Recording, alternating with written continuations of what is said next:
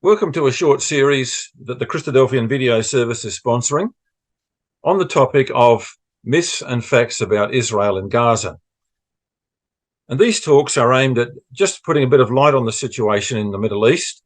And we're going to do this in two parts initially, and there's a third part which is about the future events that the Bible predicts. But we want to just trace through the things that are being said about Israel and Gaza and perhaps shed a little light where perhaps in the media we're not getting the whole story. The Bible is quite clear about the days that we live in. This is a prophecy in the second epistle of Timothy, chapter 3, verse 1 to 4, and reading from the ESV, where the Apostle Paul, writing to Timothy, says that the last days, and that's our days, the last days will come days of difficulty. The word there means dangerous or fierce days. So at the time of the end, and when you read 2 Timothy chapter 4, verse 1, it's just prior to the coming of the Lord Jesus Christ back to the earth to set up God's kingdom.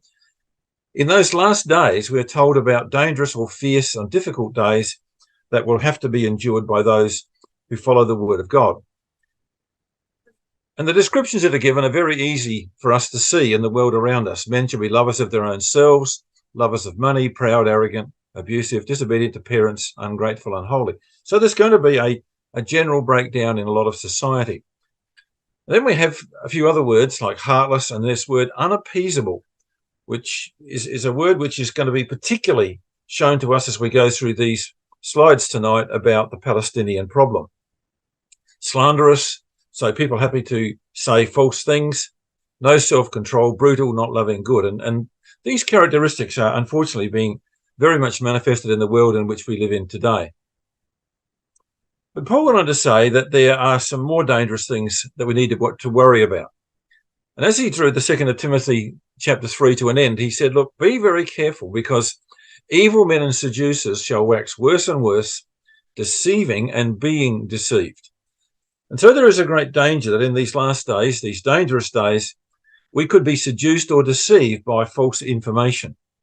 And Paul's recourse always is to go back to the scriptures, go back to the things that have been written down by God, because they are profitable for teaching, for reproof, for correction, and instruction in righteousness. So the scriptures have the truth of where God is taking the world. Men will seek to deceive us. And I'm pretty sure by now that most of us have woken up that there's a lot of fake news in the world. There are things put out by governments that are only putting the government's point of view or trying to deceive people about that government by putting out lies and fake news. There are so many ignorant and untrue opinions being broadcast everywhere. And if you go onto YouTube long enough, you will get opinions on every possible subject that you could possibly imagine. And the media then picks up a lot of these fake news. They pick up stories that are put up by different organizations, and they're not always correct. And sadly, when people listened to the news or watched the news or read the newspaper, they were fairly sure that it was as factual as it could be.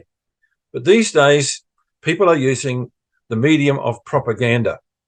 And we also have a number of media organizations like the Australian ABC who are very left biased and who tend to support the causes of woke, of postmodernism, of Aboriginal First Nations and Palestinians. So we've got to be careful that the news that we pick up is actually somewhere near the truth. Now, our position on Israel is quite clear. As Christadelphians, we share the hope of Israel. That is, the promises made to Abraham, Isaac, and Jacob are available to us through faith in Jesus Christ. We do pray for the peace of Jerusalem. We pray for God's chosen race, the Jews and their land, not in a political sense, but because they are part of God's great plan with the earth, that they will one day become the head of the nations. Sadly, today, the Jews rest in the military might that they have and not putting their trust in their God. Many of the Jews, in fact, the majority of Jews are what we call secular. They don't have any particular religious affiliations. They adopt all the things that the Western world would adopt. They rest in the power of the armed forces. On the other extreme, of course, you have the ultra-religious Jews who continue the blindness of the past. The mentality of the scribes and the Pharisees is still very much alive with the ultra-religious, and especially all of them are ignorant about Jesus Christ, their Messiah. So the Jews we see today are a very powerful nation, but they are a long, long way yet from being the people of God in the final sense that they one day will be. I want to make it clear that we are not political Zionists. We don't support the state of Israel blindly. We rejoice to see Bible prophecy being fulfilled in the existence of Israel, because God said this was the great sign that would come before the Lord Jesus Christ would return, would be that Israel would be regathered to their own land. And we've seen that. We've seen them take Jerusalem in 1967, again fulfilling Bible prophecy. And today we see them at war in Gaza. We don't approve of the military campaigns of Israel. We lament the civilian casualties on both sides, but we can understand why the Jews, because they are a military nation, see the need to destroy Hamas. And so we will watch the outcome and see what happens. In the end, and this is the important thing, in the end, the only permanent solution for Israel is not a two-state solution. It's the coming kingdom of God. It's the return of the Lord Jesus Christ to take upon the throne of David and to rule over the house of Jacob forever, as was promised to his mother by the angel. That's the only permanent, peaceful solution for the Jews and for the rest of the world. So while we follow Israel's fortunes with great interest, we are not political Zionists. Now let's now talk about the myths and truths about Israel and its neighbours. And there are many myths in the world. Propaganda. Propaganda is the dissemination of information by a government to suit its own ends. And this comment, which is attributed to an ancient Greek philosopher, says this: always, when war breaks out, the first casualty is truth. And that's been proven over and over again through history. When a war is on, you cannot really get factual information about what's actually going on in those battles, in that war, in the deception that's going on behind the scenes. A classic illustration of this was right at the start of the war with Hamas, when a rocket was fired from a hospital, of all places, by Islamic Jihad. And that rocket misfired. And it came back into the hospital grounds where many of the refugees were sheltering because they thought it was a safe place, and many of them were killed. In a very short time, Hamas, knowing that that was a Muslim rocket, decided that they would blame Israel. And more than that, they told the world that the hospital had been extremely badly damaged and many people had been killed inside the hospital. Now, that wasn't true. Apart from a few windows being broken, the hospital building was not that much hurt. What was hurt was the Palestinians who were in the car park sheltering, who were killed by a rocket from their own people. And yet the world accepted the lie of Hamas, and some of the world organizations still have not withdrawn that charge that Hamas wanted them to publicize. So that's propaganda. That's putting out there false information to suit your own cause. And the great person of the 20th century who was good at propaganda was Joseph Goebbels. Now, Joseph Goebbels was the Nazi minister of propaganda. He was one of Hitler's main supporters. And he made this comment about propaganda, about putting out news. If you tell a lie big enough and keep repeating it, people will eventually come to believe it. The lie can be maintained only for such time as the state can shield the people from the political, economic, and or military consequences of the lie. And what he meant by that was, you can tell people that you are winning battles when you're losing them until the battle actually arrives on their doorstep or the economy collapses because you are losing battles. But you can keep telling the lie that you are winning battles. And that always happens in war. The bad news is always suppressed and the good news is exaggerated. But look at these last comments. It thus becomes vitally important for the state to use all of its powers to repress dissent. Now, what he meant by that was to control all the radio, the media, all the mediums that people might get information were controlled by the state. And so they were under him in Nazi Germany. Why would you do that? For the truth is the mortal enemy of the lie, and thus by extension, the truth is the great enemy of the state. So you see, it's all about the state presenting itself as it wants to be presented. It's all about the state being prepared to suppress the truth that the lie might be continued. So that's what propaganda is. That's what it does. It actually presents a false picture to achieve an objective. And of course, Hamas They want world sympathy. They want the world putting pressure on Israel. They want the Jews destroyed. And so to do that, they are prepared to go to any lengths with their propaganda. Well, here are some things that you need to think about. All the figures we get on casualties that happen in Gaza come from the Hamas-controlled sources, from the Hamas medical system. Hamas are the official government of the Gaza. They put out the press releases. They give the figures to the doctors. They tell the doctors what to say. What we do know now is that many of the pictures that they gave, which were horrific pictures of people being injured, and especially children, were not even from the current conflict. These are from their files. And so they're putting these out because they know they will pull at heartstrings in other countries. The doctors in the hospitals in Gaza denied they knew Hamas was operating in their hospitals. They actually were storing weapons in the wards. They were going through the wards to get to their tunnels. They knew all along, and there are doctors now, international doctors who've come out of Gaza and are now quite prepared to say to the world's press, they knew what was going on. But we were being threatened by Hamas, the doctor said. If you tell anyone, they will shoot you. So the doctors all denied they knew Hamas was operating there. But they were. They were using their own injured people, their own sick people as human shields, which says not much about their morality. Hamas spokesman appearing on BBC television recently is now alleging, and this is almost impossible, but I've actually watched this interview, he's alleging that the 1,300 Jews who died on October the 7th were actually killed by Israeli Air Force bombings, despite the fact that Hamas put out all the pictures of the little aircraft coming over, of the people being shot on the streets, people being shot at the music festival, of all the hostages being dragged away into Gaza. Some of the terrible things that were done to those people, the way they were burnt and shot. Hamas put that onto the world media. And now their spokesman is going on the BBC and saying that they were killed by Air Force bombings. It's just absolutely unbelievable. That's propaganda. Now that hostages are being released, Hamas is claiming Arab children were tortured by Israel. No evidence of that, completely against the principles of Israel to torture children, but it sounds good in the world media. And the media lap it up and they swallow it. I have watched dozens and dozens of interviews of Palestinian spokespeople, Palestinian leaders, commentators. Every time they are pressed to say that was October the 7th an act of terror, is this a terrorist organization, they absolutely refuse to answer the question. All they do is they throw the blame back on the Jews. They will never condemn that as terrorism. The word Holocaust has now been picked up from the history of the Jews, as there were 6 million Jews that went through the Holocaust in Germany. Hamas are now using that word, they've appropriated that word to their situation. Holocaust is when Jews were rounded up, gassed, shot, and then put into ovens and turned into ashes.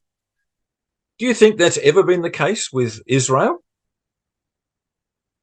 But they're using the word Holocaust because it's a word that they want to deflect away the sympathy the Jews got after World War II because of what happened in the Holocaust in Germany. So beware of propaganda. This is part of the delusion. Evil men and shall wax worse and worse, deceiving and being deceived, said the Bible. And in any war, both sides will only tell you what they want you to know. That's part of the problem of war. So we are dealing with the situation in the West Bank and in Gaza. Now, this is a Palestinian map that actually talks about the areas that the Palestinian Authority controls in the West Bank and, of course, the green part of Gaza.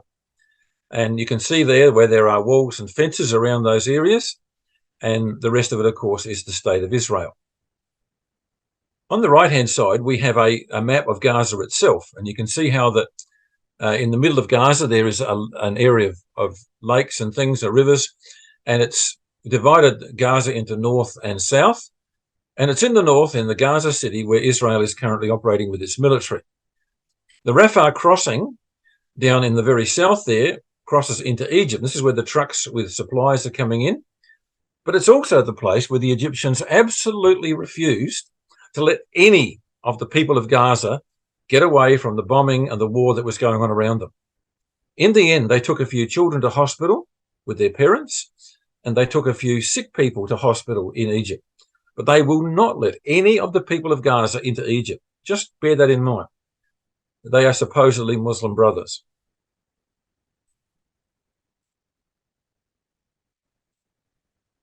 Now, I want to talk about the descendants of Abraham. We need to understand the family of Abraham. Abraham was the man that God called out of idolatry to leave his land in the Ur of the Chaldees and to come across into the land of Canaan and to there be made into a nation.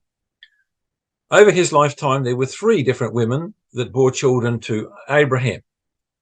There was Sarah, the wife that he brought with him from Ur. There was Hagar, the concubine. And there was Keturah, who was a wife he took after Sarah had died. And so we have these 3 wives. Then we have sons. Well, the sons of Abraham and Sarah was Isaac, whose son was Jacob. So her grandson was Jacob, who also was called Israel. So there is the way that the nation of Israel came from Abraham. When you come to the other side of the question, we have the family of Abraham through these other wives, Hagar being an Egyptian. So she had a son called Ishmael, and from him you get what we call today the Arab nations. There were also other Arab nations known today as Saudi Arabia, Sheba, Dedan, the Gulf states and so forth. All different Arabs of different kinds, but generally speaking, from the first wife, you get Israelis, and from the second and third wives, you get Arabs. And that's how the family of Abraham is split up. Now, whose land really does this belong to? Well, both Arabs and Jews are descended from Abraham. The Arabs were from Ishmael and were the sons of Keturah. The Jews came through Isaac and Jacob. God promised the land of Canaan, which today we call Israel. He promised that to Abraham. And he passed on that promise of receiving the land of Canaan to Isaac and Jacob, the sons and grandson. Never did he promise that land to Ishmael. And of course, the Arabs were not promised that land. It was promised by the God of the Bible to Abraham and his children. But God did say some things about the sons of Ishmael, the Arabs, what they would be like. He said they would be a warlike people, they would be controversial, and they would behave like wild men. That's not me saying that. That is a Bible prophecy. This is the words of Genesis chapter 6, verse 11 and 12. When the angel came to Hagar as she was about to bear this child, the angel said, "You shall bear a son and shall call his name Ishmael, because the Lord hath heard thy affliction. He will be a wild man. His hand will be against every man, and every man's hand against him. He shall dwell in the presence of all his brethren." Just notice a few of those factors. A wild man. So these are going to be difficult people. They're going to be people that are controversial. They will be against every man. They will always be in conflict somewhere. And they will dwell in the presence of all his brethren. And so they will be lumped together in the different parts of that Middle East where the Arabs have always been. And they'll also be alongside Israel. But they will be a group of Arab nations. Now, that's a Bible prophecy. That's not me saying it. That's a Bible prophecy about the characteristics of the Arab peoples. So whose land does it belong to? Well, God first gave the land to the Jews. Let's never forget that fact. God has always revealed himself in the Bible as the God of Israel. That's one of the titles God prefers to use. He is the God of Israel. So are Israel an occupying force in the Holy Land? Most certainly not. If you're looking at it in Bible terms, absolutely they are not an occupying force. They are back in their own land after a long absence. And in 1947, the United Nations overwhelmingly voted for the State of Israel to be established, including Russia voting for it. And that's an important fact to remember for the future. At that time, when World War II was over and people realized what the Holocaust had done to the Jews of Europe, the United Nations wanted them to have a land for themselves. And so it was a world decision for Israel to be there. The Palestinians, the people of that area, of course, did not accept it. So who is who in the Middle East? Well, we just need to get rid of a few myths about the Palestinians. They are using every possible way to get the world to think that they have a right to that land. And you'll notice I put Palestinians in inverted commas because it's actually saying that this is what they claim to be. I'll show you later on. They are not Palestinians. But the so-called Palestinians claim to be the true sons of Abraham. Well, maybe so. They might have come through Ishmael. But some also claim that they are descended from the Philistines. Because they live in the area where the Philistines used to live, they say we are here and we are descended from the Philistines. Well, that's not true. The Philistines that were on the borders of Israel for so many hundreds of years were invaders from the island of Crete. Thus they are Japhetic, that is one of the sons of Noah. They're from the division of the world which was under the Japhetic tribes. They are Cretians. They are not people who were born in that land. So the people today that are in Gaza have got nothing to do with the Philistines of old. Some Palestinians also claim they're descended from the Canaanites. So they're trying to get back beyond when God gave the land to Abraham and say, well, God took it away from us because we're Canaanites. Well, that's also false, because Canaanites are descended from Ham, a different son of Noah.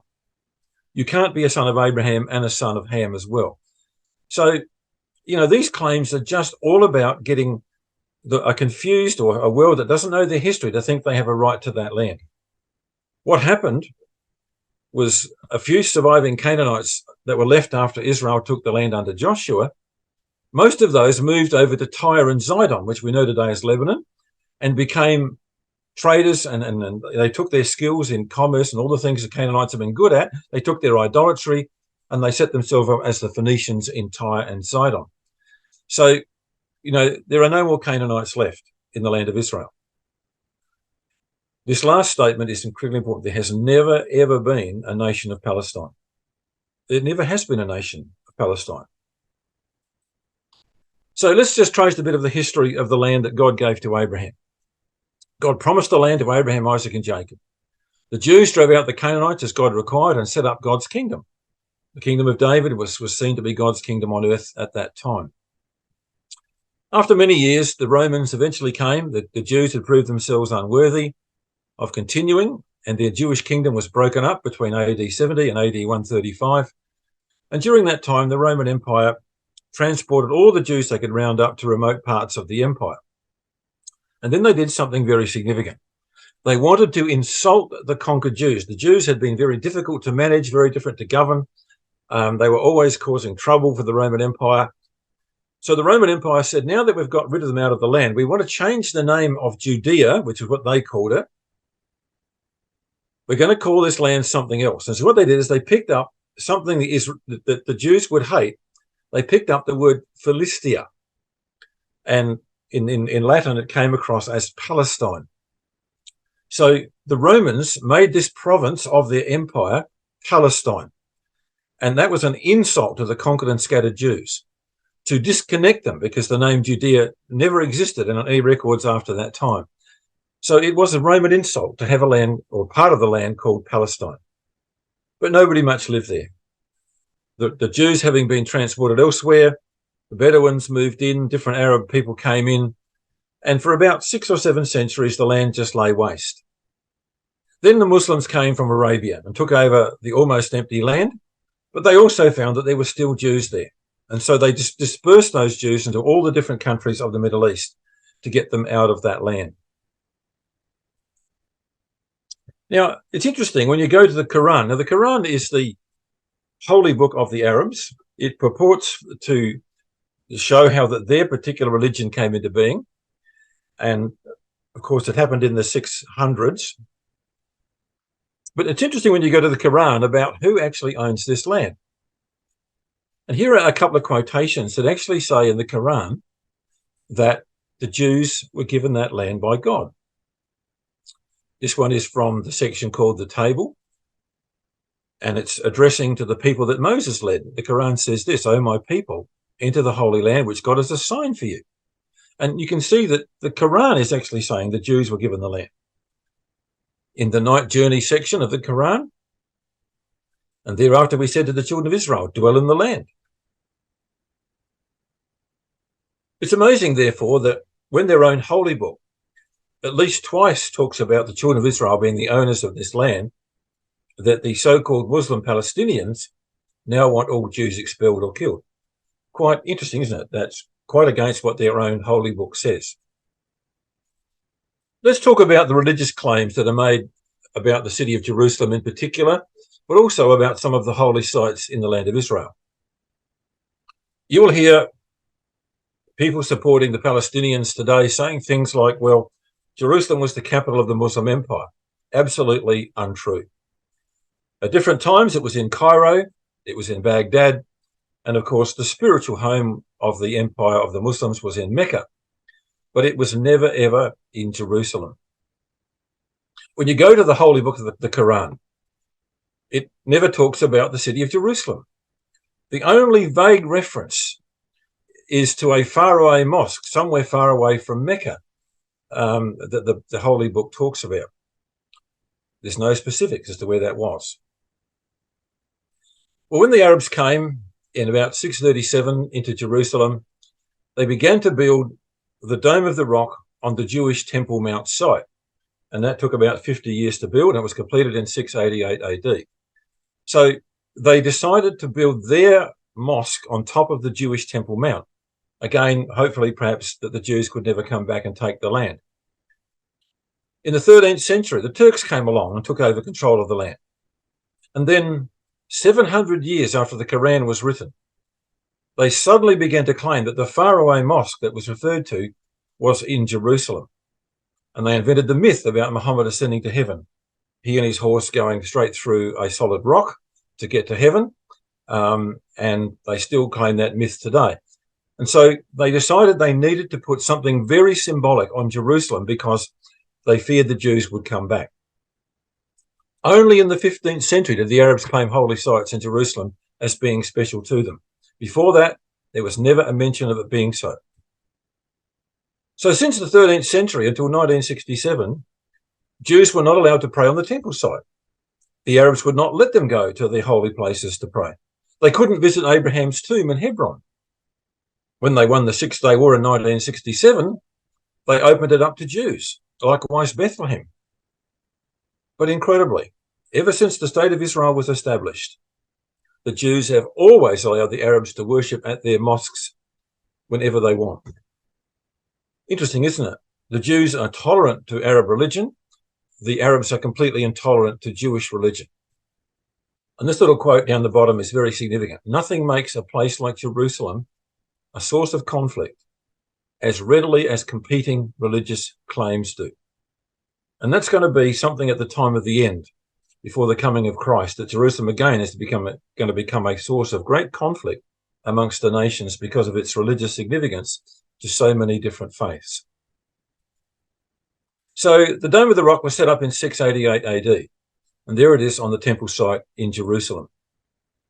The Turkish rule of the Holy Land went from 600 years, from about 1300 right down to 1917.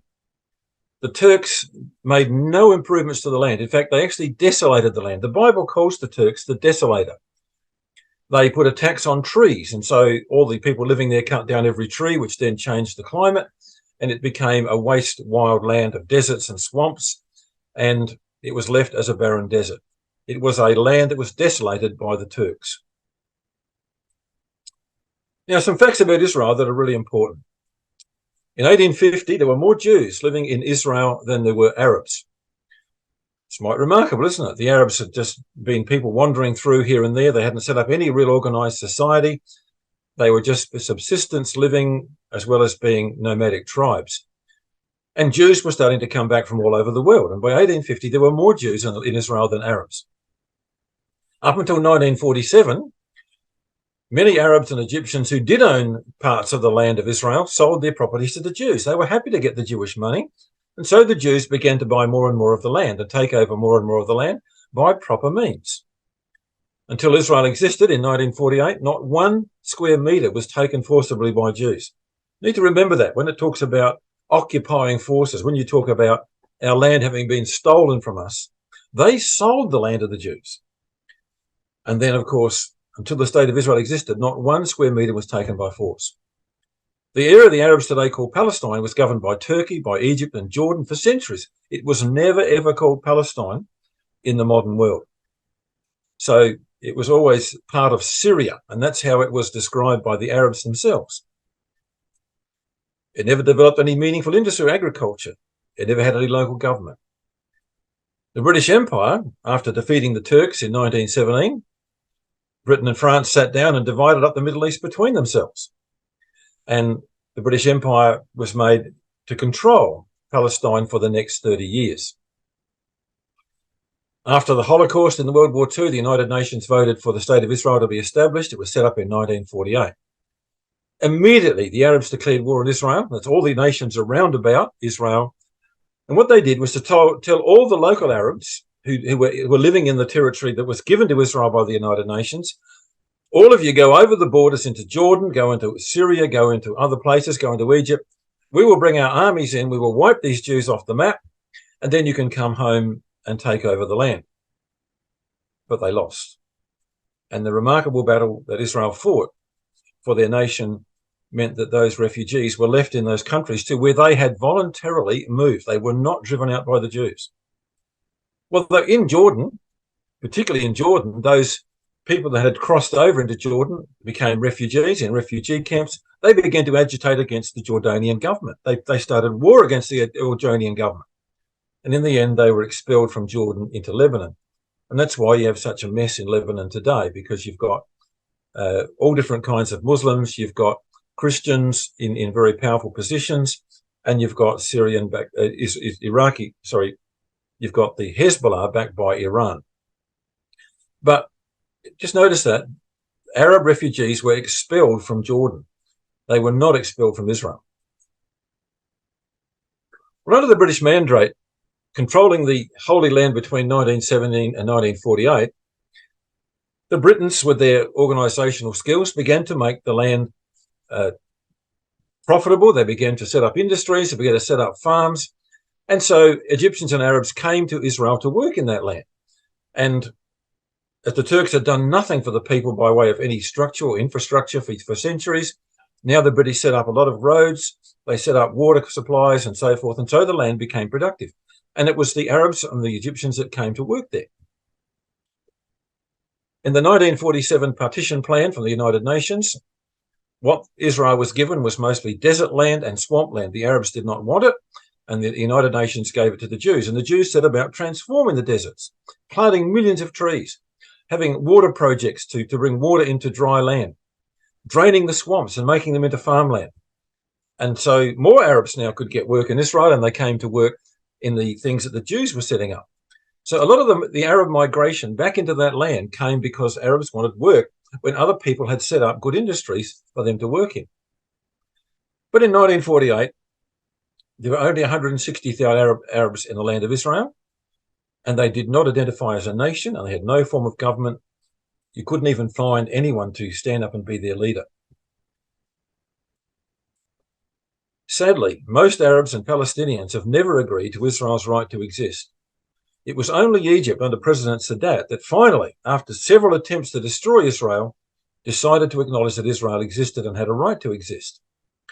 And then since 2017, the Abraham Accords have opened up very cordial relations on economic grounds with the Gulf states, who also now recognise that Israel is a state in its own right. But many of the Palestinians and the other Arabs still will not agree that Israel has a right to exist. The name Palestine was only adopted by Arabs in the 1960s. It's actually in 1964 when the Palestine Liberation Organization was formed. A terrorist group was set up using the word Palestine. That was the first time any Arab had been willing to call themselves a Palestinian under this title of the Palestine Liberation Organization in 1964. Before that, no one had ever heard of anyone calling himself a Palestinian. They were Syrians, they were Arabs, they were Egyptians, they were Armenians. The Arabs living in the Holy Land in 1948 came there from many nations: Armenia, Egypt, Turkey, Arabia, and from the Bedouin tribes. So they were from all over the place and come into that land. There was not a single identity, there was not a single background that was the same. They were very much a diverse group of people living there when Israel was made a state. And this is amazing. When you look at the Arab leaders who came to the conferences between 1940 and 1960, when the future of the land of Israel was being discussed, and when somebody suggested it be called Palestine, this is what they said. There is no such country as Palestine. Palestine is a term the Zionists invented. There is no Palestine in the Bible. Our country was for centuries part of Syria. Palestine is alien to us. The Zionists introduced it. That was the Arab leader representing them in those years between 1940 and 1960. One of their own historians says there is no such thing as Palestine in history. Absolutely not. So You know, this legend that's being put around now that they were somehow kicked out by the Jews who took over their land and occupied it, it's absolutely false, because there never was a Palestinian state, and no one was ever called a Palestinian. Only since 1964 has that term been in the world. So our conclusions in this first section is this. There is much misinformation being disseminated. That's propaganda. Hamas started this war with the sole intention of attracting world attention away from places like Ukraine and other things that were happening. They want world sympathy. They want support. They have no regard for the safety of their own citizens. This is a land that God gave to the Jews 3,500 years ago.